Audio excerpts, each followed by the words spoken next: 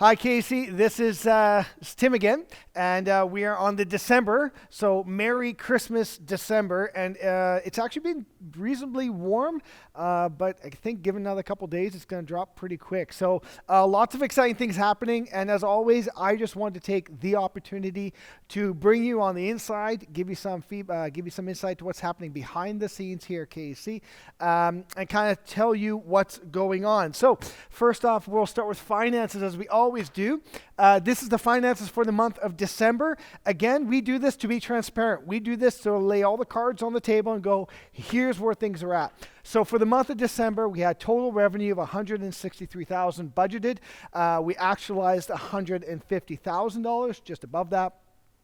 Our expenses were supposed to be 158. They were actually 151. So we had budget for a bit more revenue. We also budget for a bit more expenses. Overall, we had less actualized revenue and less actualized expenses. So we were forecasting to be about $5,500 above the red, so in the black. Oops, there you go.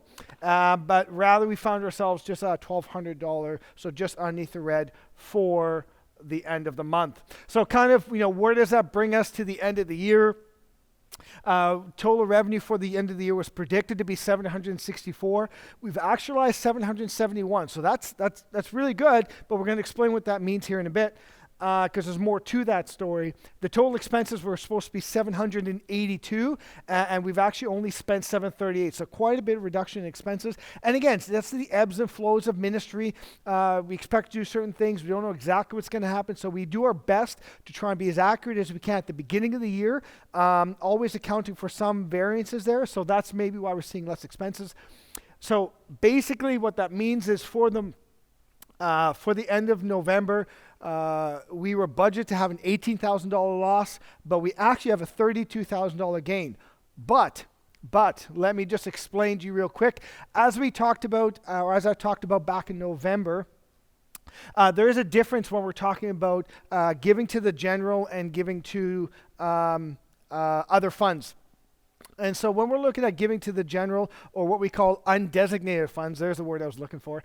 When we're looking at the undesignated funds, we had budget $599,000 for the undesignated funds. Again, these are the funds that we use to keep the lights on, clean the carpet, clean the parking lot, pay wages, do ministry, care connections, whatever it is that we do. Those things are really undesignated funds.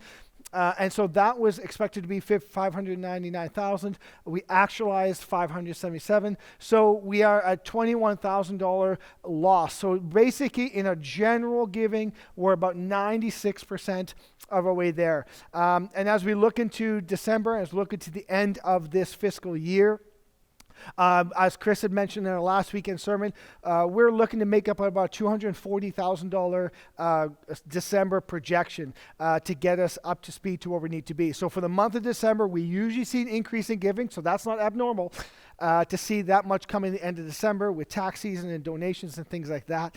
But we do, for the next year, predict and hope and pray for about a $245,000 number, if I'm not mistaken. So those are the finances again. If you have any questions regarding finances, please feel free to reach out to myself or the finance team at either my address at timh@ksc.ca or finance@ksc.ca.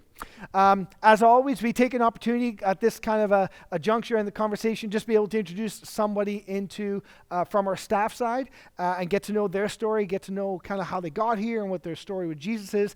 And so we're going to turn to that right now as I sit down with Ben and just have a really quick conversation with him. Hey, Casey, this is Tim, and I have the privilege of sitting down with somebody I have come to appreciate incredibly so in the last 2 or 3 years. So Ben Johnson, thank you for sitting down with us and kind of sharing us your world. So first, foremost, how long have you been at KC for? Tell us how you got here. How long have I been here? That's always a tricky question. I feel like I have the typical, started serving once a month, once a week, twice a week, and then all of a sudden I'm here. But my wife Danielle also works here, and we recently had a baby, and she went on mat leave, so I was more officially on staff on the beginning of her mat leave over the last, 18, 19 months, but now she's back and still helping out. So yeah, I guess it's probably been 2-3 years now. And what role do you have? Like now that you filled a bunch of roles, where are you today? And kind of what is your role involved today? What part do you play here? So right now it's kind of more creative direction, I would say, and kind of operating and leading the film team. So stuff we're doing right now, literally helped set up this shot and then sat in this chair. Yeah. And helping film the sermon, but we now have great people that help us do that, which is awesome. And then creative. So we obviously have Kendall, who is the graphic designer, although she isn't just a graphic designer, she basically does everything now. We need to update her title. So I assist her in creative as well, and just, I want to say, help her with creative decisions, but really she's kind of rolling with it, and we're just kind of partnering on it. And a big part of that was the brand too, wasn't it? Like you and Danielle both, but she went on mat leave, and you kind of finished off the branding piece, didn't you? Yeah. Yeah, and the brand was just such an awesome opportunity. It's I don't know, I think it's unique as a follower of Jesus to be able to really synthesize, I don't think you can really within a brand synthesize what this church represents and what it means, but to be able to find concrete ways to find consistency and cohesion amongst what we communicate is a cool thing. And why is that important? And maybe that leads to my larger question, which is, I think your role often, if you don't notice your role, it's because it's being done right almost. I think Steve said that about his role, but I think your role is very similar to that. Why is it important to have brand cohesion? Why is it important to do, to have the lights just right? I mean, we sat here for 20 minutes while you got the lights just right. Why are those things important? Yeah, I think there's lots of things that go into it. And I think kind of how you started that trail of thought is a way to think about it, in that we don't want to be a distraction. So the most we can do to film something or light something where we get out of the way as much as possible. Arguably, creating something simple and clean is the hardest to do. It's easy to grab a light off your phone and point it in someone's face and film something, but it might not look very, very good. So we have different tools and different knowledge to make things look, I think, as the least distracting as possible. I think from a creative standpoint, I would say, when you come back to the brand, when you create a brand, a big part of it is creating cohesion amongst what you're communicating. And what that allows you to do is you're able to connect various different things and they seem part of a family. It also becomes more memorable over time. So when people start to see the same look and feel over time, they know, oh, that's KAC, that's right. It also helps us clearly, I think, communicate the things that we care about at the church and continue to communicate that over and over again for years to come. I think there's many reasons. I would say, if I had to dig into more, I think story is a big part of what I do. I think there's countless great stories that need to be told within our church and beyond our church of how Jesus is on the move. Yeah. So that's a big part of my role, is how do we capture stories without telling people what to say, but to give them the opportunity to say how Jesus has moved in their life and capture it in a way that represents their story. So maybe it's more than an interview. Maybe if someone's going through some sort of health crisis, we can shoot things that are relevant to that, and we call that B-roll, and just make it more, what's the word? We want to make it more like you're there, you're in it. It's been fun. And this is what you do. So you're here part of the church for part-time, but you actually have your own business that this is actually the work that you do on a very professional, high level. I guess, for those of us who don't quite understand, what is the one or two or three things that we should know about the work that you do in terms of, what goes on behind the scenes, the amount of effort and work and the relevancy and the importance of all that work that a lot of us would never experience. A lot of us would never know that. What is it that we often miss about the kind of work that you do? Yeah, I think that's a good question. I think we're, as creatives and as a freelancer, I think we're always communicating, how long things take. And it's easy to say, okay, a plumber comes to your house and puts X amount of hours and they bill you for those hours and those parts. But for us, it seems ambiguous. It seems so I've always been in education mode, teaching people how, I think there is a lot that goes into planning storytelling, for example. So if we want to capture a good story, we really need to think about where we're filming it. We need to think about who we're filming. We need to think about what equipment best represents that story. And all those things take time. If we just jump into the first person we think of or the first location we think of, it might not be as good as if you thought through 10 different people. And so you're kind of iterating before you even press record or even before you move pixels around. So that's a big part of what we do that takes time. The filming itself and the creative itself, I would argue actually is the least amount of time. Actually being there on set or in front of a computer designing the pixels is actually I want to say 10 to 25% of the work. A big portion of it comes afterwards, especially in the film world with like editing, the editing side. So crafting that story, you have an 2 hour long interview. How are you boiling it down to 3 minutes? There's countless ways that you can tell that story. It's actually quite a responsibility on my behalf to synthesize that down into what I think they're trying to tell me and tell the church. I think those are some bits that we do. Story is a big part. We also do, it's all kind of boiled into story, but also just creative ideas for different shots that we do. For a lot of films we try to do 1 or 2 unique shots per video, and those things just take a long time. Sometimes we're a carpenter and building, a 2-foot high box with glass to see a foot from underneath. And that again takes time to do. And I don't want to harp on the time. I love the process. It's super fun. That kind of stuff, when you have it in your mind and you're actually able to capture it, is so rewarding. It is a little bit of an education showing people how long it takes to. Yeah, and I think part of it, you may have some people in the room that say, how do you marry that with the gospel? How do you marry that with church? Why is that not in and of itself a distraction? The one image coming up through a glass, for example, is that too much? Is that too much of a distraction? Or, we've even asked, people have asked around, do we need haze or something like that in a service? All these things are components, and some would argue that may be a distraction. What would your answer be to that question, that I not really understand why it all fits together, why it needs to fit together? Good question. I think there are 2 things that come to mind. I'd say first, it is a really tricky balance. I think we always need to be asking the question of what is distracting, but what is also immersive and going to create an atmosphere and an environment that helps people enter into worship, for example. Sometimes haze, from our opinion and our belief, will help people enter that place. Now, if there's too much, maybe it's distraction.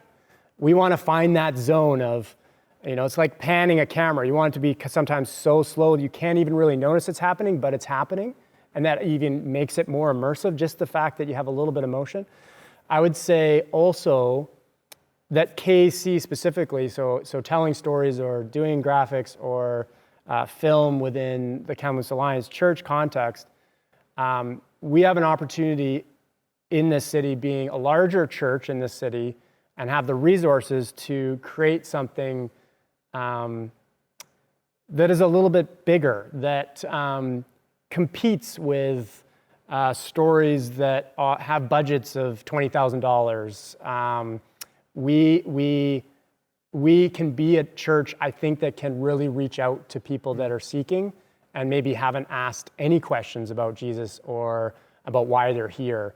KC might not be the right expression for all people, but I think we do play a big part to create big, powerful stories, and sometimes big scenes or big lighting, because we have the resources to do so, and I think we play that part, and I believe we play it well. Where do you see, you've been so fully immersed in the last couple of years in terms of the role that you do, and with you and Danielle and the branding and kind of the comms and the direction. We've had strategy sessions now in terms of where we want to go as a church. Where's your vision for where you see this department or the creative work that you do progressing towards? What's your heart? What's your vision? What's the outcome? Where do you see it or wanting it to move it toward? Big question. Yeah, I think a couple things come to mind. I think looking and considering the brand, I think just the continued support and buy-in collectively together to continue to roll that out and believe in it, because over time, it gets stronger if you really believe in it and buy in it and use it. Brands like Apple, whatever, over many years, it gets stronger and you kind of have to commit for a period of time. So I'm looking forward to continuing to buy in on that. I think for me, storytelling, I would love to be in the position as a church that there's a button on our website that says, I'd love to tell my story, or something like that. And we'd have the resources and the team to be able to jump on that right away and tell stories every weekend or every month at the very least. Because I think stories speak to people's hearts. I think they're relevant. It's beautiful. It's not necessarily a Chris or yourself or Danielle preaching, I don't want to say at you, but when you hear a story, you see, how is this really impacting this person? And especially when you have something really emotional, I think even before I got into ministry, I think sometimes the goal of the stories was like, I want someone to feel something. And when someone feels something, it's memorable. They hold on to it and they want to learn more. It's such a gift, Ben, having gotten to know you so well in the last 3 years. I heard of this one guy who the mysterious guy who did the work that you do, and he was some ether somewhere, Ben, and I didn't know who he was. And over the last 3 years, I've just gotten to know you, and you are such an absolute gift to our church. The work you do is so important.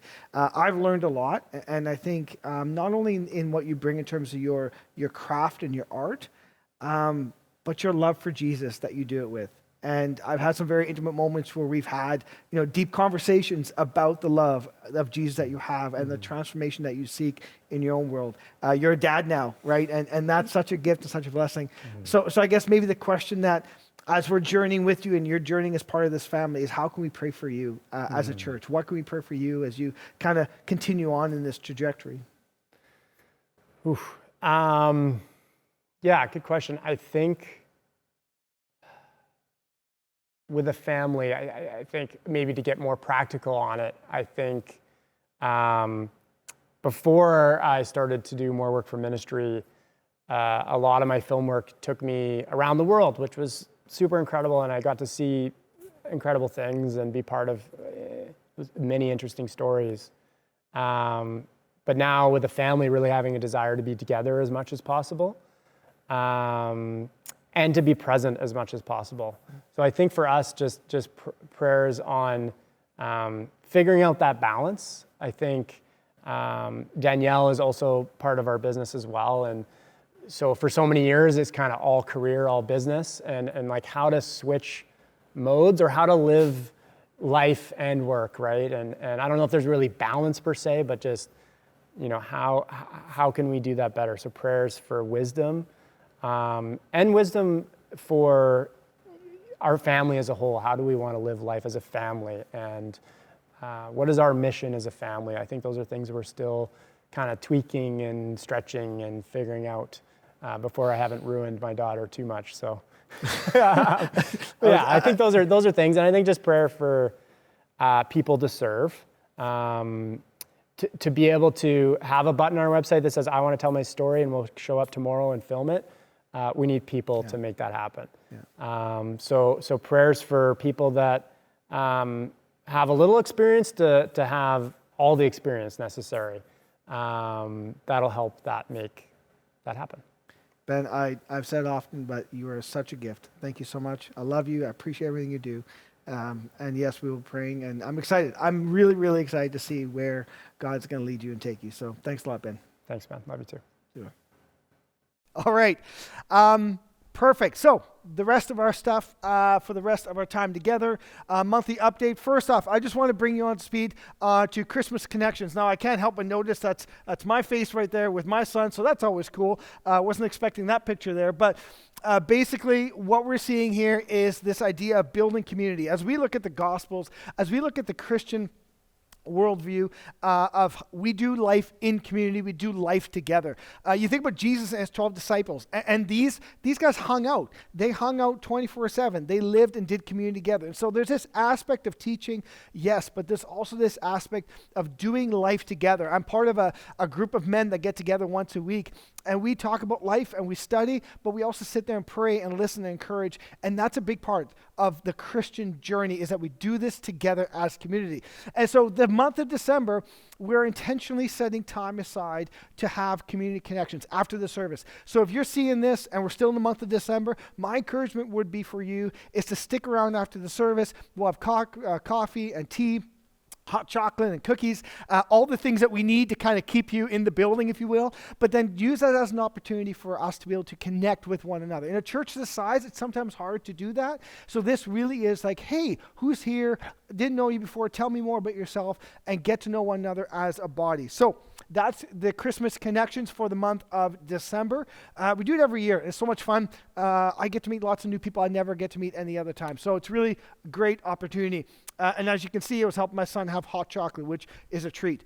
Okay, perfect. Next thing, well, Casey podcast. We just, again, this is an opportunity for us to be able to give more of an opportunity for us to teach and to showcase and to learn, to bring you in onto different conversations. And we've had lots of great people on for this season. Marine College, goes to our church, just such a great leader in our community. We have Jason Ballard. And in fact, today we just released, so today being on Wednesday, we just released another one with Sheila Wieser, who is the head of Alpha. And that's a great conversation. It's one, but how do we make Jesus known? How do we challenge, or how do we share our faith in a world where that's sometimes more difficult? And what are the practical ways we can do that? And so a great conversation with Chris and Shaila on that one. So that got released today. So I would just encourage you to go visit our podcasts and check out what's happening there. Finally, as some of you may know, we are looking for a new finance director / controller. Jen Brown has been so faithful and so good at what she's done, but her time has come to a close as she's being called to a new mission, a new direction, and God's calling her somewhere else. And so as God is ushering her out of her role here at KC as the controller, he's ushering somebody else in. And so we're just on the hunt. We're looking for a person who is great with numbers, great with spreadsheets, great with finance. There's a finance and operations component. We're really looking for someone who has a strong acumen around the finance piece. There's monthly reporting. There is obviously the payables and receivables that we are navigating through. But really, this is a critical role within our staff to make sure that we are stewarding our resources. We have a good handle of where the resources are at, to be able to report on that accurately to not only to staff but to elders as well. And so if this is you, or you know somebody who is really, really good at this role, or could be potentially good at this role, please have them reach out to us here at the church, especially at my email address at timh@ksc.ca. And we're kind of seeing what this role looks like. We've kind of promoted it as a full-time role, but we're kind of saying, hey, look, what makes sense in terms of this new season as we're looking strategically ahead. So again, if you have a great, strong acumen when it comes to finances and being able to control and manage the finance in terms of what's going on, reporting, and be able to pull that information together and then disseminate it correctly, and you have a heart for that, and you're feeling maybe pulled towards that, I would encourage you to reach out or prayerfully consider who you may know in your circle that would be a good fit for this such a critical role in our staff and in the life of this church. So church, as always, it's December. What a great time. What a great season. Merry Christmas, and we'll see you again in January.